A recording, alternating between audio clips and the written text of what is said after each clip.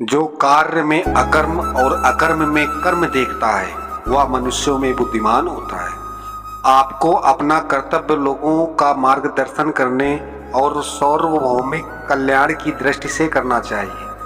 आत्मज्ञान की तलवार से हृदय में व्याप्त अज्ञानी संदेह को काट डालो।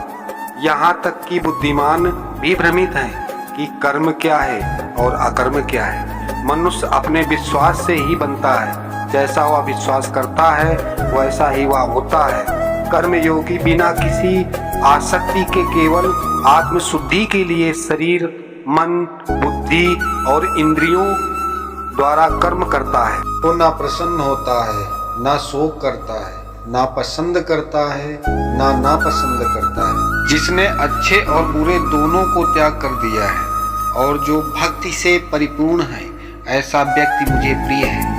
पृथ्वी में प्रवेश करके मैं अपनी ऊर्जा से सभी प्राणियों का समर्थन करता हूँ। मैं रस देने वाला चंद्रमा बनकर सभी पौधों का पोषण करता हूँ। भ्रमित लोग जो अपनी कर्मेंद्रियों को तो वश में कर लेते हैं, परंतु मानसिक रूप से इंद्रिय भोग पर ही ध्यान केंद्रित करते हैं, पाखंडी कहलाते हैं। जो विश्वास रखता है और सच्चा है और इंद्रियों पर अधिकार रखता है, वही यह ज्ञान प्राप्त करता है। इसे प्राप्त करने के बाद व्यक्ति को तुरंत परम शांति प्राप्त होती है। जो लोग मेरे इस उपदेश का विश्वास के साथ और क्रोध से मुक्त होकर सदैव अभ्यास करते हैं, वे कर्म के बंधन से मुक्त हो जाते हैं। शौर्य, गौरव, दृढ़ता, कौशल, उदारता, युद्ध में स्थिरता और शासन करने की क्षमता, ये सैनिक का कर्तव्य है। वे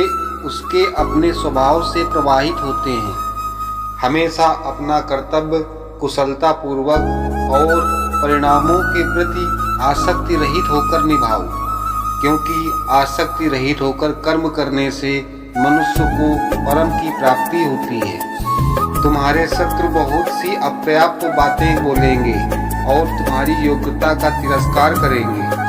इससे अधिक दुखद बात क्या हो सकती है। मारे जाने पर स्वर्ग जाओगे अथवा विजयी होने पर सुख भोगोगे। इसलिए हे अर्जुन, लड़ने के लिए दृढ़ संकल्प के साथ उठो। इस जीवन में कुछ भी खोया या बर्बाद नहीं हुआ है। इस क्षण भंगुर संसार का ना तो लालच के साथ और ना ही भय के साथ सामना करें। जीवन के प्रगटीकरण पर भरोसा करें और आप सच्ची शांति प्राप्त करेंगे। व्यक्ति को स्वयं के उत्थान के लिए प्रयास करना चाहिए और स्वयं को नियोजित करना चाहिए।